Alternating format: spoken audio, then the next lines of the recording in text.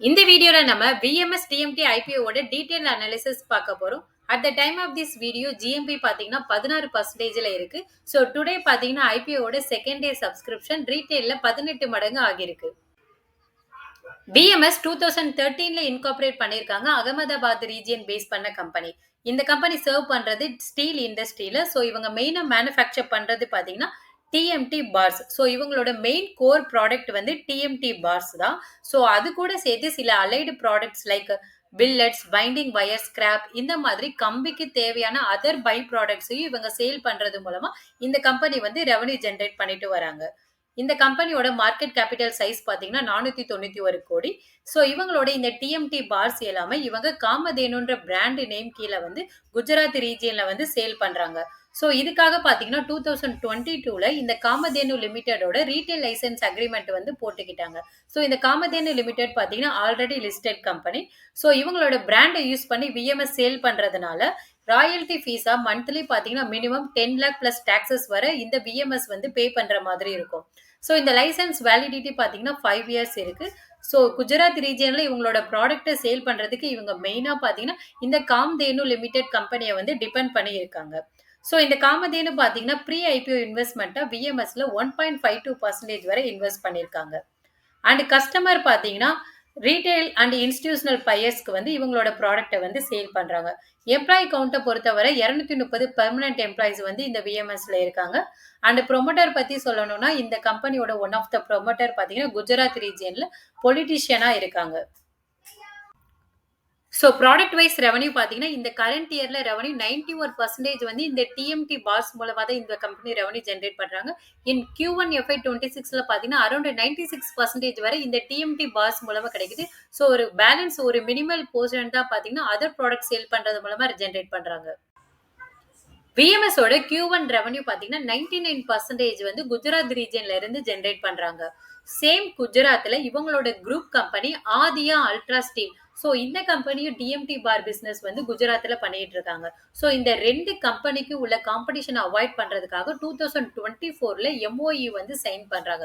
So இந்த agreement படி ஆதியா வந்து அவங்களோட ப்ராடக்ட் வந்து குஜராத்ல சௌரா அண்ட் கூச்சி இந்த ரீஜியன்ல வந்து சேல் பண்றாங்க.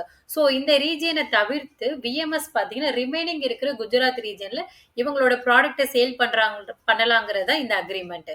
ஸோ விஎம்எஸ் ஓட சேர்மன் அண்ட் மேனேஜிங் டைரக்டர் தான் இந்த ஆதியா அல்ட்ரா ஸ்டீலோட டைரக்டராகவும் இருக்காங்க. ஸோ குரூப் கம்பெனிஸும் பாத்தீங்கன்னா சேம் பிசினஸ் வந்து பண்ணிட்டு இருக்காங்க. அண்ட் இந்த கம்பெனியோட நெட்வொர்க் பாத்தீங்கன்னா 3 டிஸ்ட்ரிபியூட்டர்ஸ் வந்து இருக்காங்க அக்ராஸ் குஜராத் ரீஜியன்ல.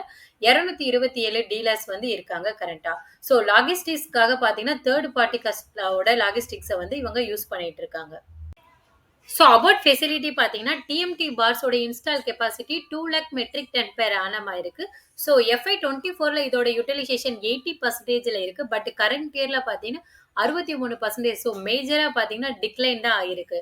பட் Q1ஓட யூட்டிலைசேஷன் எடுத்து பார்த்தீங்கன்னா 71% வந்து ரீச் பண்ணியிருக்காங்க. ஸ்டில் பார்த்தீங்கன்னா இது FY24 கம்பேர் பண்ணும்போது லோயர் ரேஞ்சில் தான் இருக்கு. அண்ட் பில்லட்ஸ் பார்த்தீங்கன்னா இந்த டிஎம்டி பார் மேனுஃபேக்சர் பண்றதுக்கு தேவையான one of the raw material.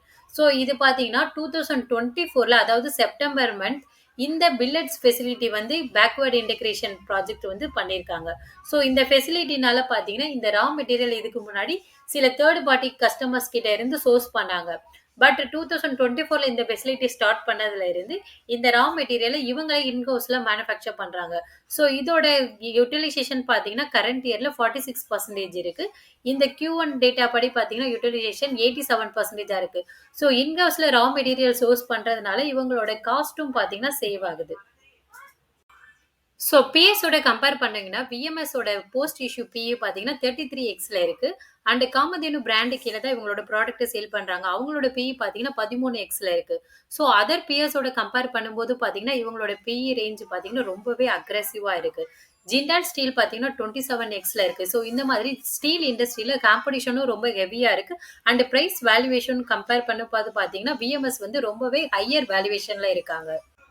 So இந்த கம்பெனியோட ஃபினான்ஷியல் பார்த்தீங்கன்னா, எஃப்ஐ 23ல இருந்து இவங்களோட ரெவென்யூ பார்த்தீங்கன்னா, கன்டினியூஸா குறைஞ்சுகிட்டே தான் வருது. 882 கோடியில இருந்து கரண்ட்டா 771 கோடி தான் வந்து ரெவென்யூ ஜெனரேட் பண்ணியிருக்காங்க.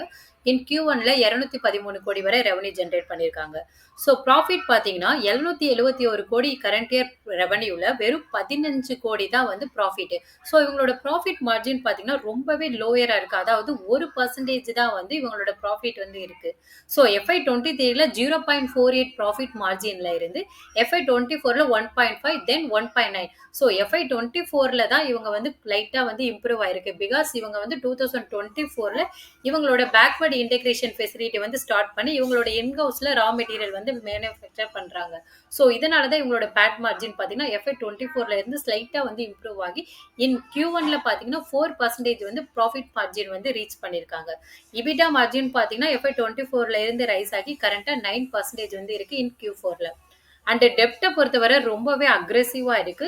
ஸோ கரண்ட் இயர்ல பார்த்தீங்கன்னா 275 கோடி டெப்ட்ல இருந்து Q1ல பார்த்தீங்கன்னா 309 கோடி வரை டெப்ட் வந்து அதிகமாயிருக்கு.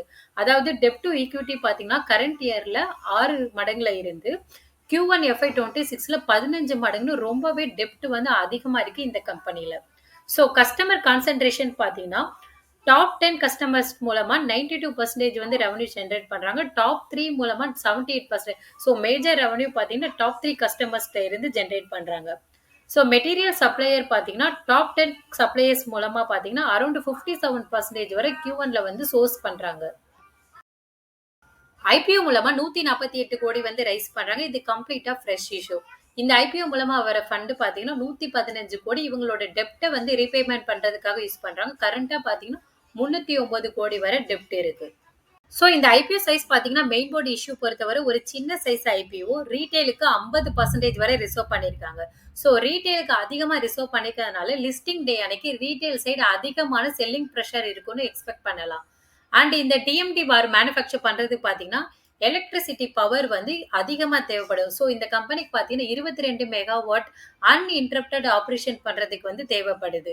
ஸோ இந்த கம்பெனி பார்த்தீங்கன்னா இந்த எலக்ட்ரிசிட்டி எக்ஸ்பென்ஸை ரெடியூஸ் பண்றதுக்காக 15 மெகாவோல்ட் சோலார் பவர் பிளான்ட்டை வந்து குஜராத்தில் ஸ்டார்ட் பண்ணியிருக்காங்க. அதாவது ப்ராக்ரஸ்ல இருக்கு. ஸோ ஃபியூச்சர்ல இவங்களோட எலக்ட்ரிசிட்டி எக்ஸ்பென்ஸ் வந்து ரெடியூஸ் ஆகணும்னு எக்ஸ்பெக்ட் பண்ணலாம். ஸோ இந்த கம்பெனி பார்த்தீங்கன்னா இவங்களோட ப்ராடக்ட் டைவர்சிஃபிகேஷன் வந்து இல்லை. ஏன்னா இவங்களோட ரெவன்யூ ஜென்ரேஷன் எல்லாமே டிஎம்டி பாரை வந்து டிபெண்ட் பண்ணி இருக்காங்க. ஜஸ்ட் ஒரு சிங்கிள் ப்ராடக்ட்ல இருந்து தான் 100% ரெவன்யூ வருதுன்னு சொல்லலாம். ஸோ அது மட்டும் இல்லாம ரீஜியன் வைஸ் பார்த்தாலும் குஜராத்ல தான் இவங்களோட பிசினஸ் வந்து பண்ணிட்டு ரிஸ்க் ஃபேக்டர் பார்த்தீங்கன்னா இந்த இண்டஸ்ட்ரியில நல்லாவே பெர்ஃபார்ம் பண்ணக்கூடிய நிறைய டாப் கம்பெனிஸும் இருக்காங்க. ஸோ இந்த கம்பெனி பார்த்தீங்கன்னா பிரைஸ் வேல்யூவேஷன் வைஸ் பார்த்தாலும் அதிகமா இருக்கு. அண்ட் டெப்ட் லெவலும் பார்த்தீங்கன்னா அதிகமா இருக்கு. ஸோ ஃபினான்ஷியல் வைஸ் பார்த்தீங்கன்னா ரொம்பவே லோயரா தான் பெர்ஃபார்ம் பண்ணிட்டு வராங்க. கேஷ் ஃப்ளோ பார்த்தீங்கன்னா Q1 எஃப்ஐ 26ல 22 கோடி வரை நெகட்டிவ்ல தான் கொடுக்குறாங்க. டாப் 3 கஸ்டமர்ஸ் கிட்ட இருந்து 86% வரை ரெவன்யூ வந்து ஜென்ரேட் பண்ணிட்டு இருக்காங்க. ஸோ கஸ்டமரையும் மேஜரா வந்து டிபெண்ட் பண்ணியிருக்காங்க. ஸோ இவங்களோட ப்ராடக்ட் செல்லிங்கும் பார்த்தீங்கன்னா காம்தேனுன்ற பிராண்டை வந்து ஹெவியா வந்து டிபெண்ட் பண்ணியிருக்காங்க. ஸோ இந்த பிராண்ட் லைசன்ஸ்ல ஏதாவது ஒரு ரிஸ்க் இருந்துச்சுன்னா இவங்களோட ப்ராடக்ட் அதாவது சிங்கிள் ப்ராடக்ட் டிபெண்ட் பண்ணி இருக்கிறதுனால இவங்களோட ஃபினான்ஷியல் வந்து மேஜரா இம்பாக்ட் ஆகும். அது மட்டும் இல்லாம இந்த கம்பெனில ஆன்கோயிங் கிரிமினல் ப்ரொசீட்ஸ் வந்து இருக்கு. ப்ரொமோட்டட் டைரக்டர் குரூப் கம்பெனிஸ் இந்த மாதிரி டுகெதரா சேர்த்தீங்கன்னா அவுட்ஸ்டாண்டிங் லிட்டிகேஷன் பார்த்தீங்கன்னா அரௌண்ட் 177 கோடி வரை இந்த கம்பெனில இருக்கு. ஸோ இந்த கம்பெனி பார்த்தீங்கன்னா நிறைய காம்படிஷன் ஹெவியா இருக்கிற இந்த இண்டஸ்ட்ரியில நிறைய நல்ல கம்பெனிஸும் இருக்காங்க. ஸோ இந்த கம்பெனியை பார்த்தீங்கன்னா both short term and long term கூட கன்சிடர் பண்ணிக்க முடியல. ஸோ ஜஸ்ட் ஒரு லிஸ்டிங் கெயின்காக தான் நான் இந்த கம்பெனில அப்ளை பண்ணலாம்னு இருக்கேன். ஸோ நீங்க ரிஸ்க் டேக்கர்ஸா இருந்தீங்கன்னா லிஸ்டிங் கெயின் எக்ஸ்பெக்ட் பண்றீங்க அதாவது ஒரு ஸ்மால் லிஸ்டிங் கெயின்காக வந்து அப்ளை பண்ணலாம். அதர்வைஸ் நீங்க வந்து அவாய்ட் பண்ணிக்கலாம்.